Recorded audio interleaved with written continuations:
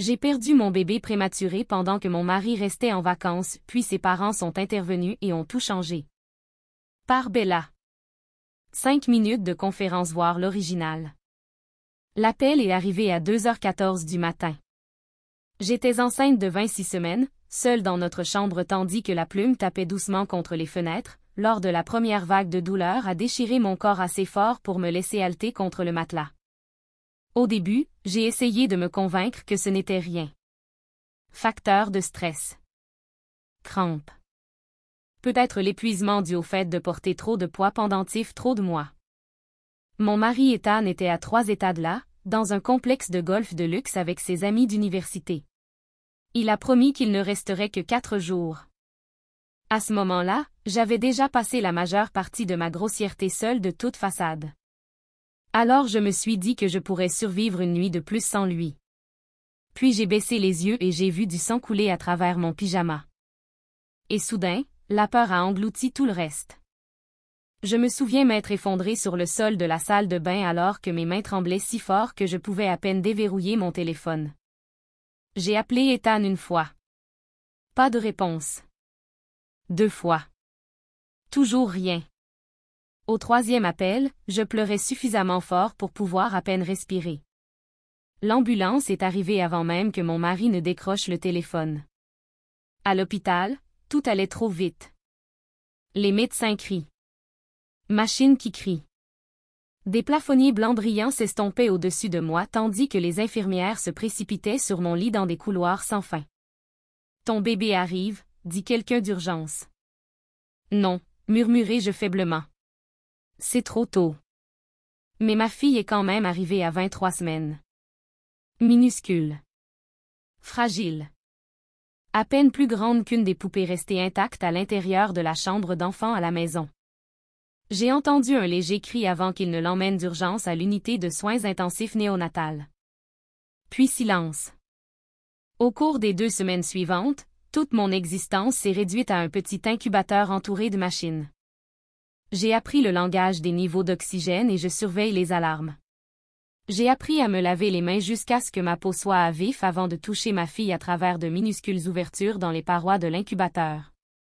Chaque jour, j'avais l'impression de me tenir au bord d'une falaise en attendant que le sol disparaisse sous moi. J'ai à peine dormi. À peine mangé. Je me suis juste assis à côté d'elle en priant pour qu'elle survive 1 heure de plus. Et à travers tout ça, j'ai attendu Ethan. Je n'arrêtais pas de me dire qu'il ne comprenait tout simplement pas à quel point les choses étaient graves. Une fois que la réalité l'aurait atteint, il rentrerait sûrement à la maison. Il franchissait les portes de l'hôpital, m'entourait de ses bras et disait à notre fille de continuer à se battre. Mais il n'est jamais venu. La première fois qu'il a finalement répondu à mes appels, la musique jouait forte en arrière-plan. Les gens rient. Les lunettes teintent. Mon mari semblait plus agacé qu'inquiet. Et, dit-il avec désinvolture. Que se passe-t-il? J'ai serré si fort le téléphone de l'hôpital que ma main s'est immédiatement contractée. Elle se bat pour sa vie, murmurai-je. S'il te plaît, rentre à la maison. Silence. Puis un long soupir. Bébé, les médecins t'ont déjà dit les probabilités. Quelque chose de froid s'est lentement répandu dans ma poitrine. Quoi? Elle n'y arrivera probablement pas de toute façon, dit-il catégoriquement. Je n'écourte pas mon voyage juste pour m'asseoir à l'hôpital. J'ai vraiment arrêté de respirer pendant 1 seconde. Autour de moi, les machines continuaient à pomper de l'oxygène dans les minuscules poumons de notre fille tandis que des inconnus se battaient plus durement pour sa survie que son propre père ne le ferait jamais. Et Ethan a choisi le golf. Confort choisi. Distance choisie. Après cet appel, quelque chose en moi a changé de façon permanente. Pas dramatiquement. Pas fort. J'ai juste arrêté de m'attendre à ce qu'il me sauve. 3 jours plus tard, ma fille est morte dans mes bras. L'infirmière a doucement retiré les tubes avant de la placer contre ma poitrine pour la première et unique fois sans machine entre nous. Elle se sentait incroyablement bien. Incroyablement petit. J'ai compté chaque doigt. J'ai mémorisé chaque centimètre de son visage parce qu'une partie terrifiée de moi savait déjà que je passerais le reste de ma vie à avoir peur de l'oublier. Puis finalement, le retour semblait irréel. Comme si le monde entier avait continué à exister tandis que le mien se terminait tranquillement quelque part dans cette chambre d'hôpital. Quand j'ai finalement déverrouillé la porte d'entrée, je me suis figée instantanément. La maison avait l'air complètement différente. Pas compliquée. Non réorganisée. Transformée. Les murs gris foncé qu'Ethan aimait avaient été repeints d'une douce couleur crème. Les meubles lourds ont disparu, remplacés par des pièces plus légères qui donnaient aux pièces une impression de chaleur. Les armoires de cuisine étaient également différentes, bois brillant au lieu de marbre noir froid. Des fleurs fraîches étaient posées à côté de l'évier. Pendant une seconde impossible, j'ai pensé qu'Ethan l'avait peut-être fait. Peut-être que la culpabilité l'a finalement atteint. C'était peut-être une tentative désespérée de s'excuser. Puis mon téléphone a sonné. Ma belle-mère Diane pleurait avant même que je lui dise bonjour. « Oh chérie », murmura-t-elle d'une voix tremblante. « Je suis vraiment désolée. » L'épuisement en moi est soudainement devenu insupportable. Je m'enfonçai lentement sur le canapé inconnu tandis que les larmes brouillaient à nouveau la pièce. « La maison », murmurai-je faiblement. Diane prit une respiration tremblante. « Ce n'était pas un cadeau », dit-elle doucement. C'était une protection. Au début, je n'ai pas compris. Puis lentement, morceau par morceau, elle expliqua tout. La maison appartenait à l'origine aux parents d'Ethan par l'intermédiaire d'une fiducie familiale. Ethan n'en contrôlait qu'une partie financièrement. Le moment où Diane et son mari ont appris qu'Ethan refusait de rentrer à la maison pendant que notre fille se battait pour sa vie. Ils ont immédiatement contacté des avocats. Alors que j'étais assis à l'unité de soins intensifs néonatales pour prier pour mon enfant, mes beaux-parents ont rénové la maison, transféré la propriété à mon nom et ont légalement retiré Ethan de toute réclamation future qui y était liée. En permanence. « Il ne peut pas le vendre », murmura Diane. « Il ne peut pas emprunter contre cela.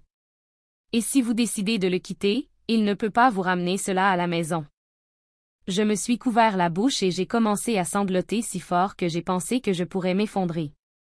Pas à cause de la maison. Parce que quelqu'un m'a finalement protégée. Puis Diane a dit des mots que je porte encore en moi tous les jours. « Tu as déjà assez souffert de l'homme que j'ai élevé », murmura-t-elle en larmes. « Laisse-moi m'assurer qu'il ne peut rien te prendre d'autre. » C'est à ce moment-là que quelque chose en moi s'est finalement libéré. Pas à cause du chagrin. Ça ne part jamais vraiment. Mais de dépendance. D'attendre l'amour de quelqu'un incapable de le donner. Ethan est rentré à la maison 4 jours plus tard, agissant plus irrité que plein de remords. Au début, il a essayé de faire comme si de rien n'était. Puis il a vu les documents juridiques qui attendaient sur le comptoir de la cuisine. Son expression a changé instantanément. « Qu'est-ce que c'est ?» Je l'ai regardé calmement pour la première fois depuis des années. « Un début », répondis-je doucement. Le divorce est devenu moche presque immédiatement après. Ethan a fait preuve de toutes les formes de cruauté possibles. Choc. Colère. Blâmé. Il m'a accusé d'avoir retourné ses parents contre lui. Le chagrin revendiqué me rendait irrationnel. J'ai dit à tous ceux qui voulaient m'écouter que j'étais émotionnellement instable après avoir perdu le bébé. Mais plus rien de tout cela n'avait d'importance. Parce que le sort avait été rompu. Je l'ai enfin vu clairement. Et une fois que vous voyez vraiment quelqu'un, vous ne pourrez jamais revenir complètement à l'illusion qui les protégeait auparavant. Le chagrin n'a jamais disparu après cela. Je ne pense pas que cela arrivera un jour. Certaines nuits, je me réveille encore en entendant des bips de moniteurs fantômes dans le silence. Parfois, j'imagine encore à quoi aurait ressemblé ma fille en apprenant à marcher sur le sol de la cuisine ou en s'endormant contre mon épaule dans des années. Mais la guérison a commencé tranquillement à l'intérieur de cette maison reconstruite. La lumière du soleil du matin se répand sur les carreaux chauds de la cuisine. Fleurs fraîches près de la fenêtre. Les chambres ne sont plus conçues autour de la froideur d'Ethan. Et petit à petit, j'ai réalisé quelque chose d'important. Ce que mes beaux-parents m'ont donné n'a jamais vraiment porté sur la propriété. Ils m'ont donné la sécurité. Ils m'ont donné de la dignité.